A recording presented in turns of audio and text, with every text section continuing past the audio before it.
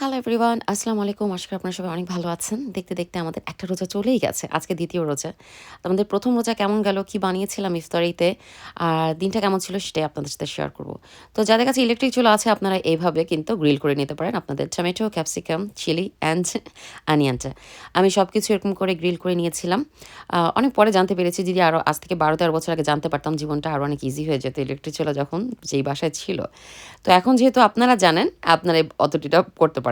আমি ব্লেন্ড করতে গিয়েছিলাম, আমি সুইচ না লাগিয়ে ব্লেন্ড করছিলাম। আমার হাসব্যান্ড বলে, "তুমি তো সুইচই লাগাওনি।" আমি বললাম, "ওকে ফাইন, ইয়েস, রোজা ধরে গেছে বোঝা যাচ্ছে।" তো এরপরে হচ্ছে যে ওগুলো ব্লেন্ড করে নিব। ব্লেন্ড করে তারপর চিকেনে দিয়ে দিয়েছিলাম।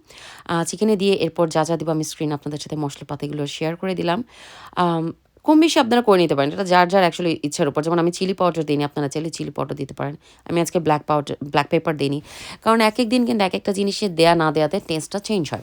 এরপর এটা মেরিনেট সকাল, সকালে অ্যাকচুয়ালি হয়ে গেছে। এই সময়টা অ্যাকচুয়ালি দুপুর 12:30 1টার মতো বাজে। খাবার শরবতের রুয়াবজা যেটা চিয়া সিডস দিয়ে আর মিন্ট লিভস দিয়ে রেডি করে রেখে দিল। এরপরে ক্যামেরায় ছোট মেয়ের কাছে কখন গিয়েছে, কি করেছে আমি জানি না। বাট ভাবলাম আপনাদের সাথে শেয়ার করি যে এই সারাদিন যেভাবে ওর কম্বলটা শুকতে থাকে।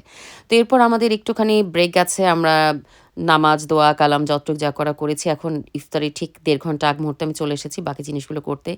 ওই যে পেছনে আরিশ কোরআন তেলাওয়াত করছে। আজকে আর ল্যাপটপে কোরআন প্লে করি না। আমি বলছি, "বাবা তুই আয়, তুই পড়।" ও পড়ছিল। খাবার আমাকে একটু অফকোর্স হাত ব্যাটাতে চলে এসেছে। আর এই ছোট ২ জন খেলছে, খেলছে, খেলছেই। আজকে এদেরকে শাওয়ার দেওয়া হয়নি। কারণ ওয়েদারটা এমন অবস্থা ছিল, ভাবলাম যে না আজকে আর শাওয়ার নাই দেই। আগে থেকে বানানো স্প্রিং রোল ভেজে নিচ্ছি। আর এখানে পকোড়া যেটা দরকারই দরকার।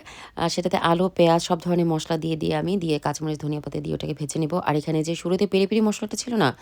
ওটাই একটুখানি পেঁয়াজে দিয়ে একটু ক্যাপসিকামও দিয়ে দিয়েছিলাম আর একটু টমেটো পিউরি দিয়ে, রাইস দিয়ে এটাকে আমি জাস্ট রান্না করব। খুবই মজার এই রাইসটা হয় একদম মানে একটা ফ্লেভারড রাইস হয়, প্লেন রাইস হয় না। আবার না খিচুড়ি না বিরিয়ানি। একটু লেবুর রস দিয়ে দিই বা তেঁতুল দিয়ে দিই, এটা আমার বেশ ভালো লাগে। আর এখানে প্লেট আমি রেডি করে ফেলেছি আমার প্রতিবেশীর জন্য, তাদের সাথে শেয়ার করব। একটু স্প্রিং রোল, পাকোড়া, আলুনি করেছিলাম সেটা, খেজুর আর রাইস চিকেনও দিলাম। আর ওনাদের বাসা থেকে এই প্লেটটা এসেছিল যেটাতে পাকোড়া ছিল, স্প্রিং রোল ছিল আর আলুর একটা সমোসা বানিয়েছিল, বেশ মজার ছিল।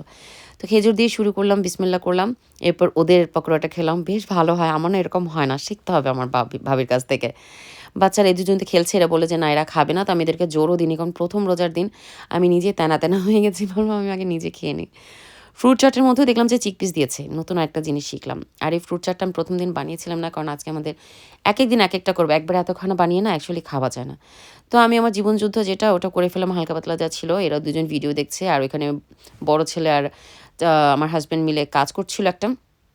এরপর আমাদের আর রেকর্ড করা হয়নি। এখন আমি একটু স্যালাড বানাবো। এর জন্য টমেটো, গার্লিক, কি, কি আছে? অলিভ আছে, গারকিনস আছে, কিউকাম্বার আছে। একটু সুমাক দিব, একটু এই যে ডালিমের রসটা দিব, সল্ট অ্যান্ড পেপার আর একটু অলিভ অয়েল দিব। দিয়ে সালাদটা বানিয়ে ফেলবো। ব্যাস সালাদটা শেষ। রাইসটা আমরা আর ইফতারিতে খাইনি। রাইসটা এখন রাত্রে আমি ডিশ আউট করছি। ডিশ আউট করে ১ম এ আগে ২ ছেলেকে খাওয়াবো। এর মাঝে মেলা কাজ ছিল, সেই কাজগুলো শেষ করেছি। নামাজ-টামাজ যা ছিল ওগুলো শেষ করেছি।